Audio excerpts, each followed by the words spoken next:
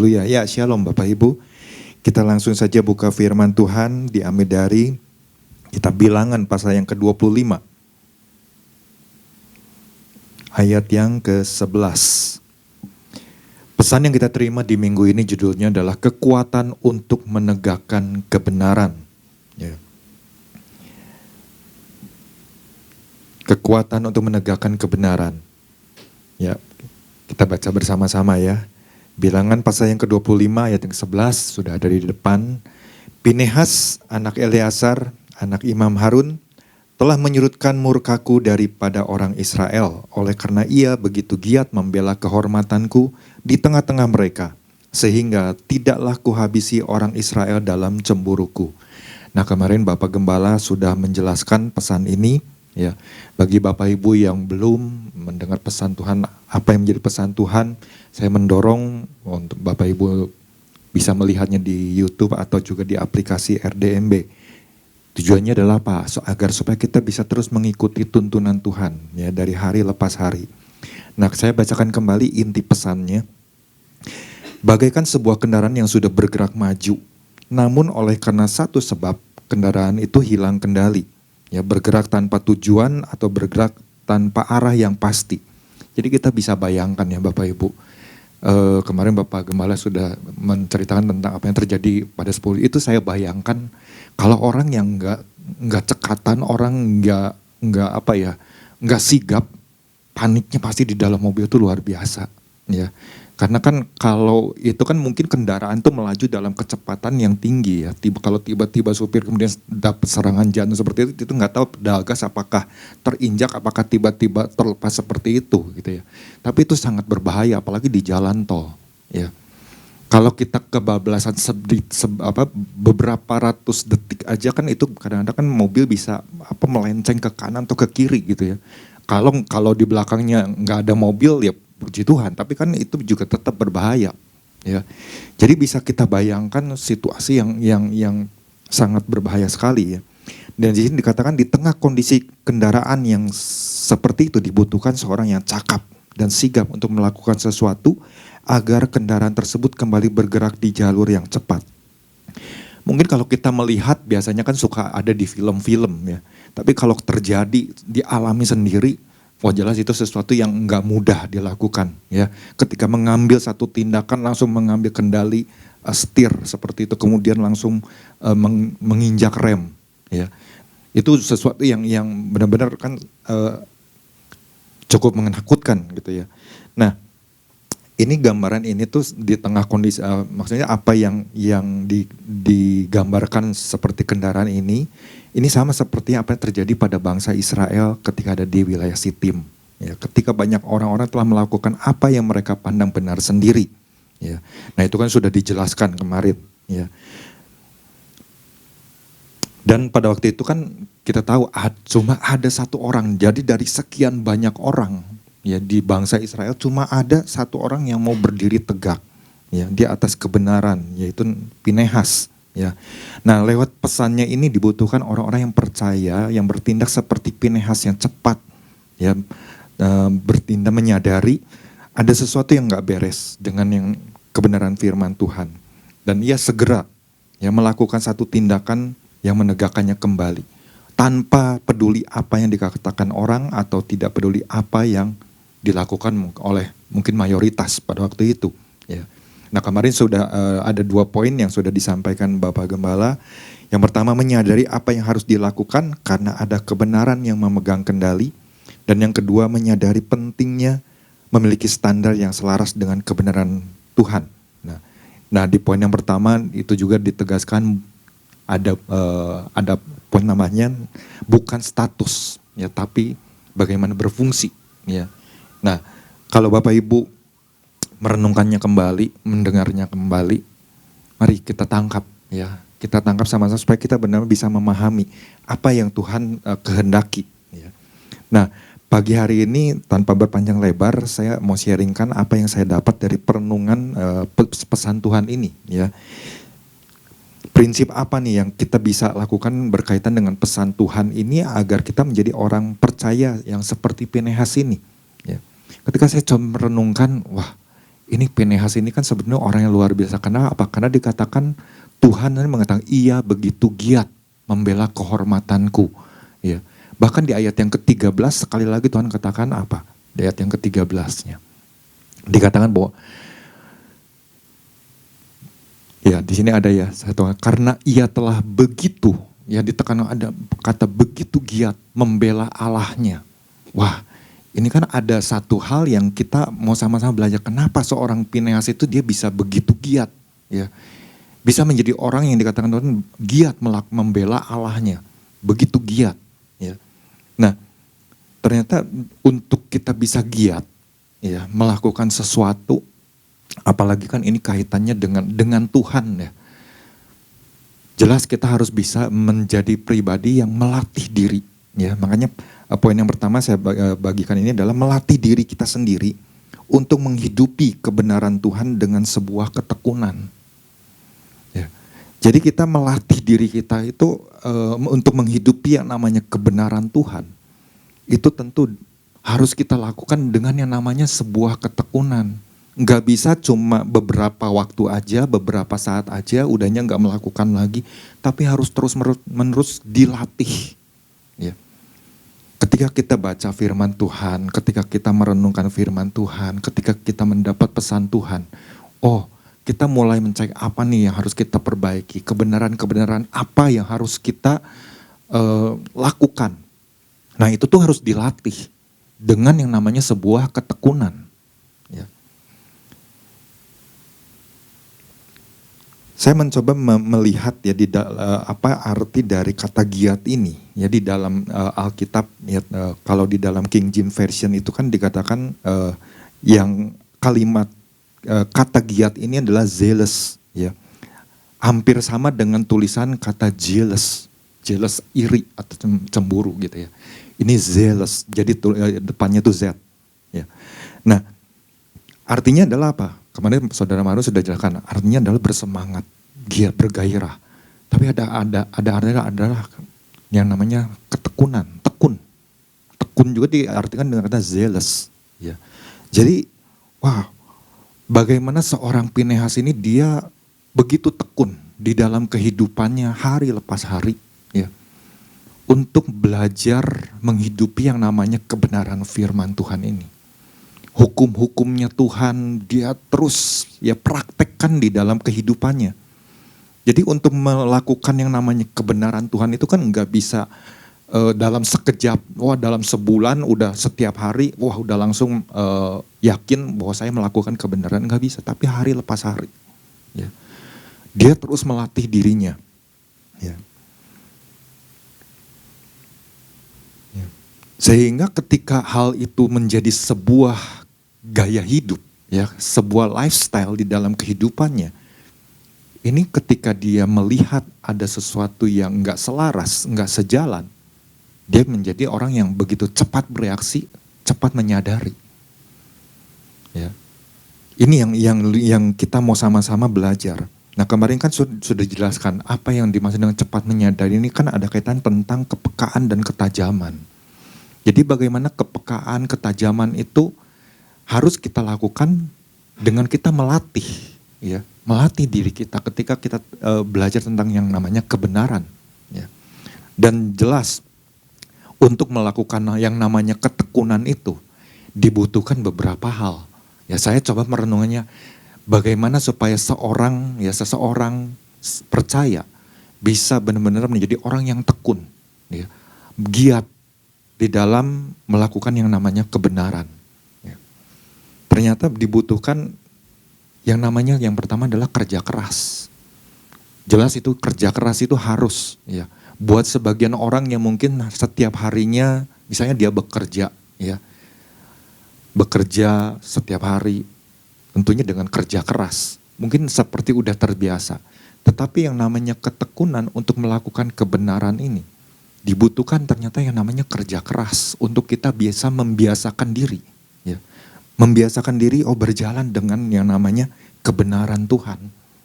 Karena apa? Karena mungkin dulunya kita orang yang nggak disiplin. Mungkin kita dulunya orang yang dalam melakukan kebenaran kadang-kadang memilah dan memilih. Ini ini oke lah, ini enggak, ya. Ini saya nggak mau, ini saya nggak bisa, dan lain sebagainya. Mungkin kita memilih ini, tapi ketika kita belajar tentang yang namanya kebenaran Tuhan, maka segala sesuatu yang namanya kebenaran itu, kita harus latih. Ya. Dengan yang namanya kerja keras. Ya. Bagaimana kita belajar untuk menghidupi, bagaimana kita belajar untuk mengambil prinsip-prinsip kebenaran Tuhan itu untuk menjadi prinsip di dalam kehidupan kita. Ya. Nah, inilah yang membantu ya buat seorang Pinehas itu bisa menjadi orang yang cepat menyadari. Dan saya yakin ketika kita juga menjadi orang yang senantiasa terus mulai ya kerja keras. Waduh, selama ini kok susah ya untuk melakukan kebenaran Tuhan itu. Nah, kita harus ambil satu keputusan ya. Saya harus belajar kerja keras nih. Ya, saya harus mengambil satu keputusan kerja keras melakukan yang namanya kebenaran ini. Dan itu terus dilakukan hari lepas hari. Ya. Jadi ketika kita membiasakan itu ibaratnya tuh kalau seorang atlet itu seperti menu latihan utama. Ya, menu latihan utama di mana di pagi hari mereka berlatih, kemudian istirahat, makan siang, istirahat, diberi waktu untuk tidur yang namanya atlet itu, kemudian di sore hari jam tertentu latihan lagi. Ya, seperti itu. Terus menerus ya. Nah, ini yang harus kita sama-sama ya sebagai orang percaya ya. Kita yang tahu kondisi diri kita masing-masing ya. Apakah mungkin selama ini sejak mungkin terjadinya pandemi kita tetap memiliki satu usaha kerja keras di dalam mengenal Tuhan, di dalam menghidupi kebenaran-kebenaran firman Tuhan, menghidupi pesan-pesan Tuhan ya. Mempraktekkannya di dalam kehidupan kita. Ini nggak mudah, Bapak. Ya. Tetapi kalau kita mau, ya, kita punya yang namanya daya juang, punya kemauan yang kuat, artinya ada ketekunan di situ yang kita coba untuk terapkan, maka ini akan menjadi sebuah hasil yang pastinya akan baik. Ya. Nah, ini yang kita mau sama-sama belajar. Terus apalagi yang bisa kita pelajari ya dari seorang Pinehas ini ketika saya percaya ada satu ketekunan yang terus-menerus dilakukan oleh Pinehas. Yang kedua adalah berani bayar harga. Pinehas ini ketika dia melakukan satu tindakan heroik, ketika ada satu orang Israel yang melakukan pelanggaran ya, ketika dia membawa perempuan Midian. Ini adalah sebuah keberanian ya. Di tengah-tengah orang-orang Israel yang mungkin pada waktu itu mungkin melakukan hal yang sama. Ya. Ketika terjadinya tulah, ya, bisa aja yang namanya seorang Pinehas ini mungkin diserang oleh banyak orang, ya, atau mungkin balik dikejar. Tetapi bagaimana seorang Pinehas ketika mengambil satu tindakan, ya, untuk membela Allahnya, membela hukum, membela kebenaran. Karena dia melihat ada kemerosotan moral yang terjadi di bangsa Israel. Dan dia ketahui ini udah gak beres, ini udah gak betul. Makanya kenapa Tuhan sampai murka. Ya. Nah, nanti kita akan bisa lihat ya di poin selanjutnya bagaimana seorang Pinehas ini, kenapa dia menjadi orang yang berani bayar harga. Ya. Jadi kan sebetulnya ketika dia melakukan itu kan dia bisa aja nyawa dia yang justru terancam. Ya. Ibaratnya kalau saya pinjam mungkin mati konyol seperti itu. Tetapi apa yang dilakukan oleh seorang Pinehas, dia justru enggak menjadi orang yang mati secara konyol. Justru buat Tuhan, ini perbuatannya ini adalah sesuatu yang bagaimana bisa menghentikan tulah. Ya. Ini yang dihargai oleh Tuhan. Ya. Jadi ada satu dorongan yang kuat, letupan yang kuat dari dalam hatinya untuk melakukan yang namanya keberanian. Dan ini dibutuhkan keberanian untuk bayar harga. Ya. Melihat situasi seperti itu, di mana cuma satu orang. Ya. Kalau kita baca kisahnya kan cuma satu orang yang namanya Pinehas ini. Dan saya melihat, wah ini luar biasa sekali ya. Di tengah-tengah ketika Tuhan menyampaikan firman-Nya kepada Musa, ya, untuk menghukum orang-orang yang melakukan pelanggaran, menggantung mereka. Ini sebuah tindakan yang mana dia berani bayar harga. Nyawa itu buat dia nggak perlu dipertahankan karena yang dia bela adalah kebenaran. Ya, ini yang luar biasa. Ya. Nah, hal apalagi ketika di dalam ketekunan kita untuk melatih yang namanya kebenaran adalah sebuah ketaatan dan percaya dengan semua perintah dan perkataan Tuhan. Nah, ini yang sama juga harus dilatih hari lepas hari. Selain dia belajar untuk terus kerja keras, selain dia berani untuk bayar harga, ya. Bayar harga ini kan bukan sesuatu yang mudah yang bisa dilakukan. Wah, karena dia ini melakukan ya udahlah tanpa pikir panjang saya serahkan nyawa aja. Ya berani aja mati. Enggak seperti itu, tapi bagaimana dia bisa memperhitungkan segala sesuatunya. Dan dia menjadi orang yang belajar hari lepas hari, melatih dirinya untuk hidup di dalam ketaatan dan hidup di dalam percaya akan semua perkataan Tuhan. Ini yang saya tangkap dari seorang Pinehas. Karena apa? Dia bisa taat, dia bisa percaya kepada Tuhan. Karena dia menjalin sebuah hubungan dengan Tuhan. Ya. Jadi kalau kita mengumpamakan pribadi Tuhan itu seperti seorang pelatih. Ya. Yang namanya pelatih itu kan pasti memberikan instruksi kepada anak-anak didiknya. Ya, kamu harus begini. Untuk meningkatkan fisik kamu harus begini. Makanan kamu harus begini. Semuanya itu adalah untuk kemajuan dari si anak didiknya. Sama seperti Tuhan juga. Ketika Tuhan memberikan perintahnya, memberikan ketetapannya, hukum-hukumnya. Kita sebagai anak-anaknya itu belajar untuk menjadi taat. Kadang-kadang kan ada juga orang yang gak suka. Ya. Sama seperti kalau di dalam olahraga juga kadang-kadang ketika pelatih memberikan instruksi. Kalau Bapak Ibu yang suka nonton pertandingan bulu tangkis ya. Kan itu ada waktu jeda ya. Ketika poin mencapai angka 11 ada waktu jeda. Nah kemudian pelatih memberikan instruksi harus begini. Bapak Ibu bisa lihat, perhatikan orang yang benar-benar mendengarkan instruksi dengan baik, dia akan bertatap muka dengan pelatihnya, kemudian dia mengangguk, mencoba untuk memahami arahan-arahan dari pelatihnya. Tapi ada juga yang mungkin wajahnya kadang-kadang cuek. Ya. Nah, cuek ini kan bisa menjadi sebuah tanda tanya. Apakah dia benar-benar memperhatikan instruksi pelatihnya? Apakah dia berpikir, lu so tau aja, yang lagi bertanding kan gua. Ya. Apakah seperti itu mungkin? Ya. Ataukah dia dalam posisi cuek itu dia benar-benar lagi merenungkan apa yang disampaikan oleh pelatihnya ini. Ya. Nah begitu juga sebetulnya kita sebagai orang percaya. Waktu kita menjalin sebuah hubungan dengan Tuhan, ya, apakah kita belajar untuk terus mendengarkan perkataan-perkataan Tuhan, arahan-arahan Tuhan, instruksi-instruksinya Tuhan, dan kita mulai melakukannya dengan sebuah ketaatan dan percaya. Nggak ada yang namanya pelatih menginginkan anak didiknya ini pada akhirnya menjadi orang yang gagal. Namanya pelatih selalu punya keinginan membuat anak-anak didiknya itu berhasil. Apalagi kalau dia bisa menjadi juara. Apalagi kalau misalnya dia bisa masuk ke dalam satu ranking dunia. Ya, itu menjadi sebuah kebanggaan buat pelatih. Begitu juga kalau kita bayangkan bagaimana dengan hatinya Tuhan. Kalau Tuhan menginginkan anak-anaknya ini menjadi anak-anak yang berhasil. Anak-anak yang menegakkan yang namanya kebenaran. Kira-kira yang bangga itu siapa? Pasti Tuhan.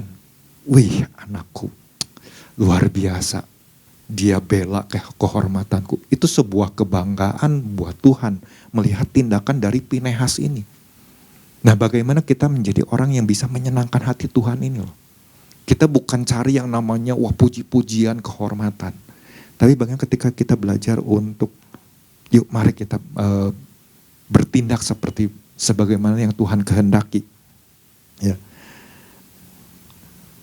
Kenapa saya dapat ada poin-poin seperti namanya kerja keras, bayar harga, kemudian menjadi orang yang taat dan percaya.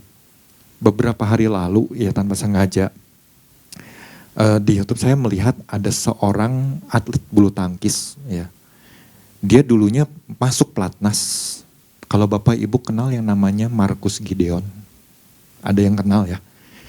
Nah, jadi Marcus Gideon ini kan pasti waktu masuk pelatnas itu kan pasti belajar dari titik nol. Di pelatnas itu kan pasti digembleng sedemikian rupa, ya.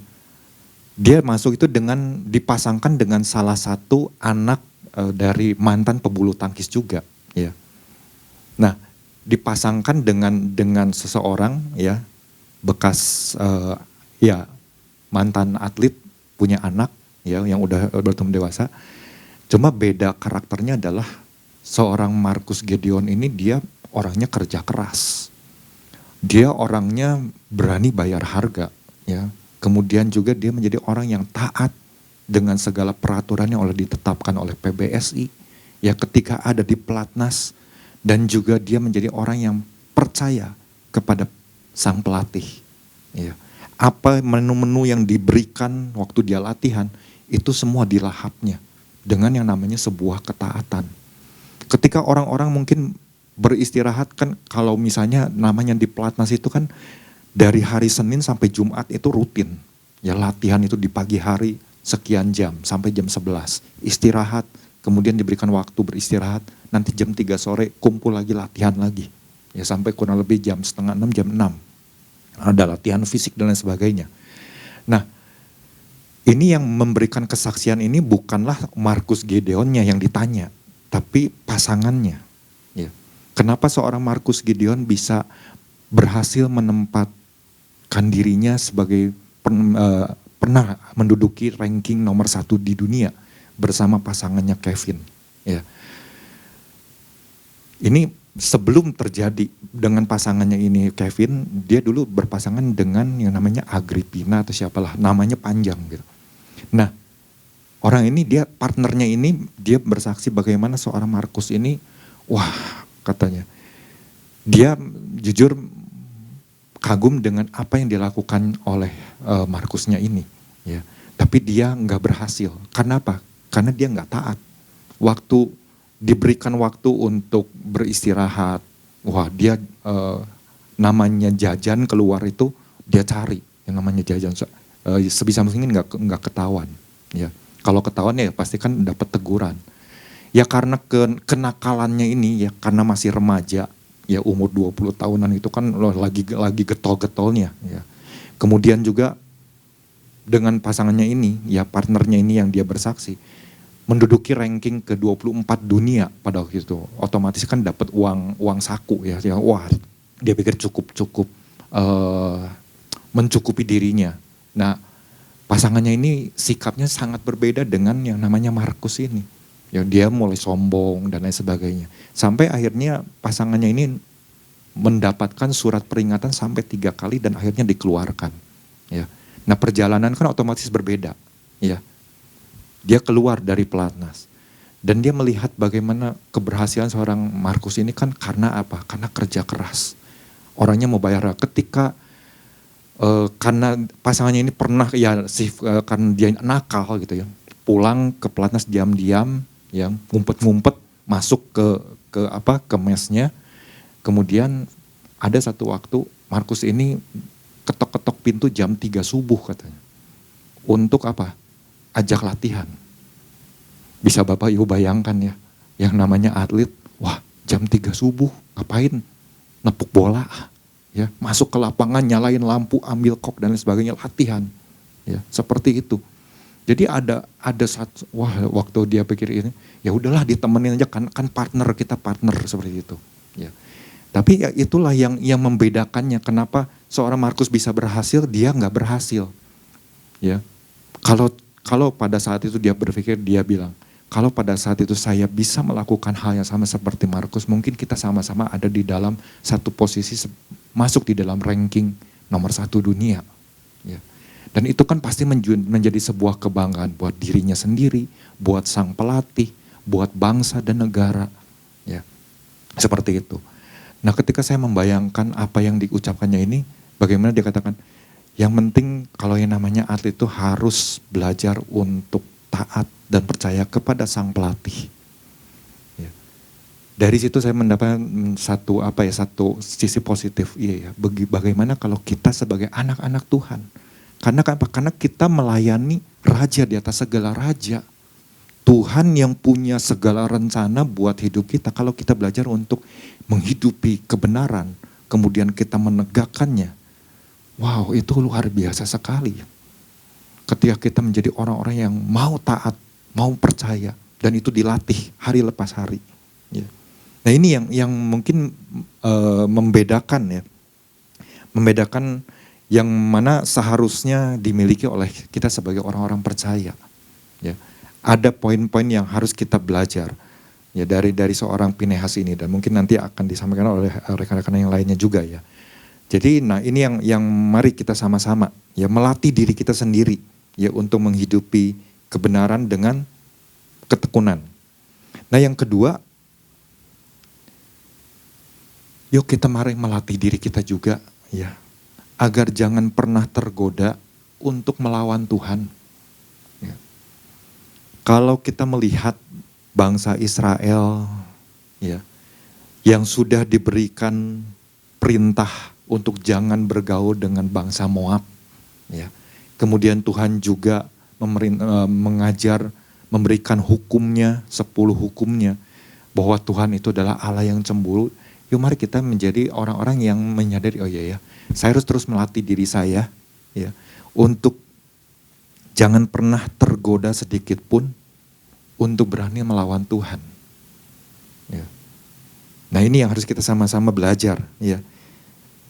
Kenapa seorang Pinehas dia bisa begitu giat bela kehormatan Tuhan? Kalau kita saya melihat di dalam terjemahan firman Allah yang hidup. Ya, di sini dikatakan, kemudian Tuhan berfirman kepada Musa, Pinehas putra Eleazar, cucu Imam Harun, telah meredakan murkaku, karena ia pun murka sama seperti aku. Wah, saya membayangkan kok bagaimana bisa ya seorang Pinehas, dia bisa murka sama seperti Tuhan murka kepada pelanggaran yang dilakukan oleh bangsa Israel. Ini kalau enggak dilatih ya, hari lepas hari lewat hubungannya dengan Tuhan, ini enggak mungkin terjadi buat seorang Pinehas.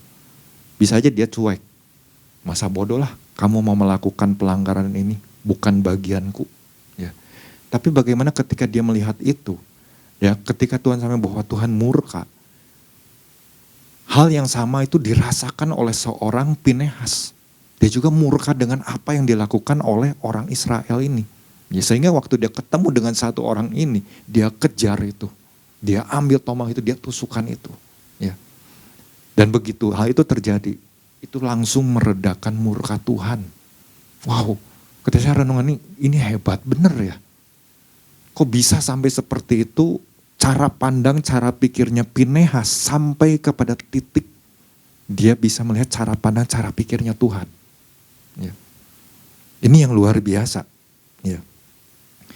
Bahkan di dalam terjemahan lainnya, Amplified Bible, di sini dikatakan, Pinehas the son of Eleazar, the son of Aaron the priest, has turned my wrath away from Israelites because he was jealous. Ya. Because he was jealous with my jealous among them, so that I did not destroy the Israelites in my jealousy. Nah, di sini ada sesuatu yang menarik, he was jealous. Ya, ternyata kalau Bapak Ibu melihat ya di dalam Holy Bible, ya di situ ada keterangan yang menarik. Artinya bagaimana seorang Pinehas ini, ya, dia belajar untuk tidak mentolerir terhadap yang namanya ketidaksetiaan. Jadi ketika dia tahu ada ketidaksetiaan, udah nggak ada ampun lagi, nggak mentolerir lagi. Wah, ini sebuah ketegasan yang luar biasa yang dipegang oleh seorang Pinehas. Ini orang udah nggak setia sama Tuhan, aku harus bertindak. Nah, bisa nggak kita sebagai orang percaya punya mungkin satu prinsip seperti itu?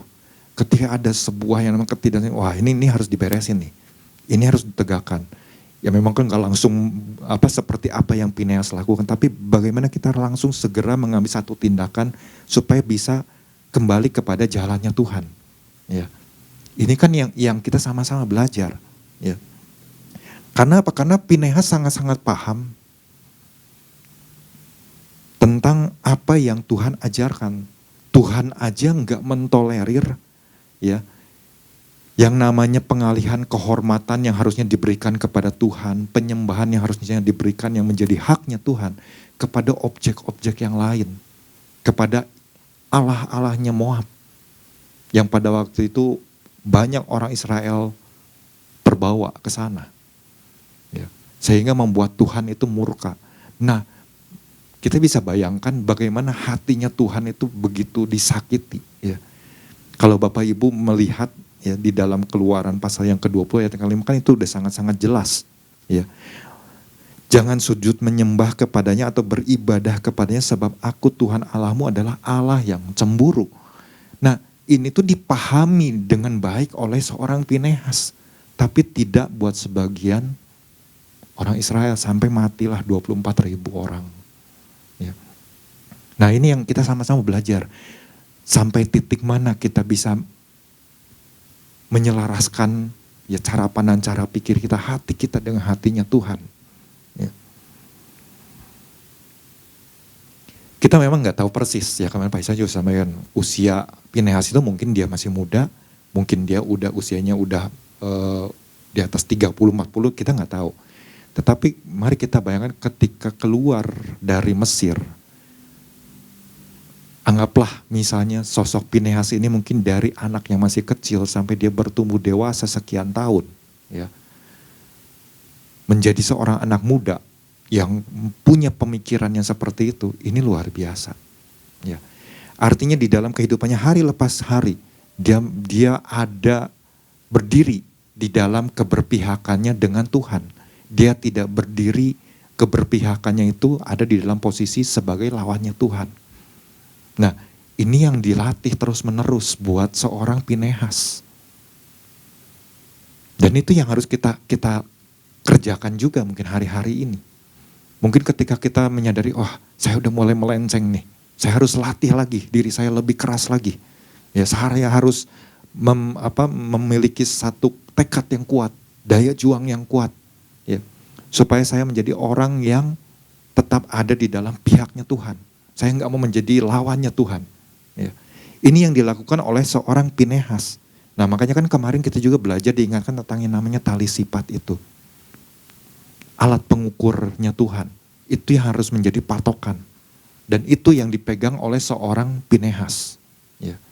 Jadi yang namanya bagaimana dia bisa memahami cemburunya Tuhan itu seperti apa. Itu yang coba dia pahami. Sehingga dia berani melakukan satu tindakan heroik ini. Dan ternyata tindakannya itu benar-benar meredakan hati Tuhan, meredakan murkanya Tuhan. Sehingga bangsa Israel ini gak dimusnahkan. Ya. Ini yang luar biasa. Ya.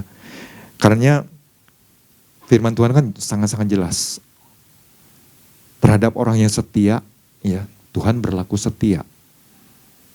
Terhadap orang yang tidak bercela, Tuhan juga berlaku tidak bercela. Nah, hal ini tuh dihidupi oleh seorang yang namanya Pinehas. Jadi bagaimana dia, waktu dia tahu bahwa Tuhan yang dia sembah ini adalah Tuhan yang benar.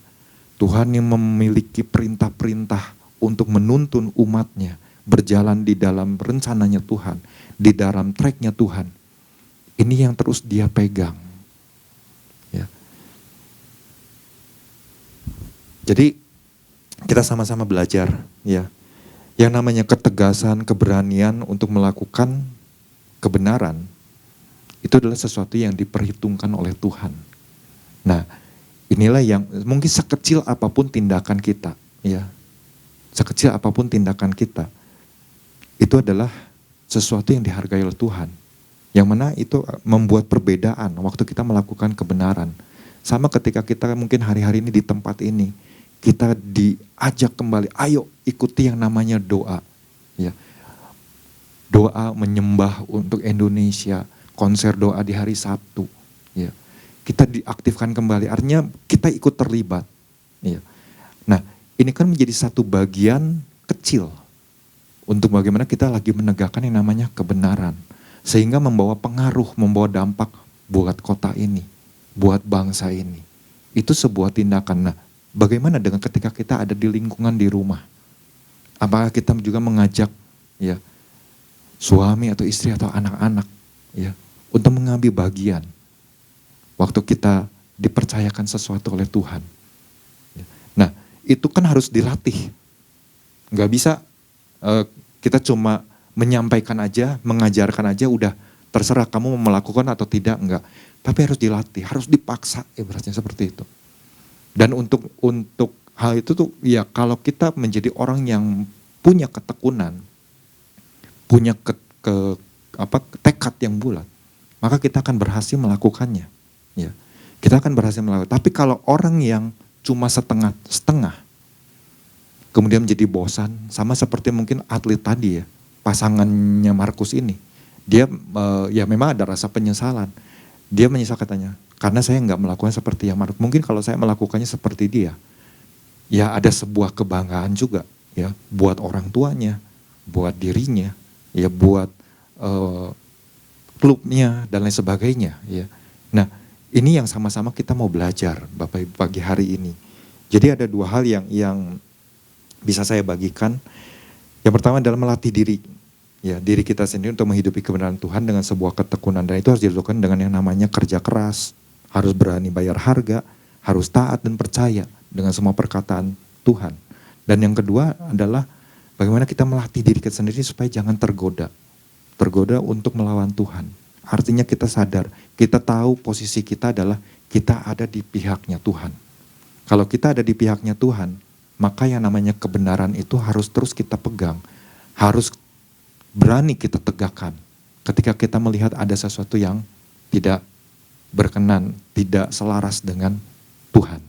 Demikianlah firman Tuhan, Tuhan Yesus memberkati.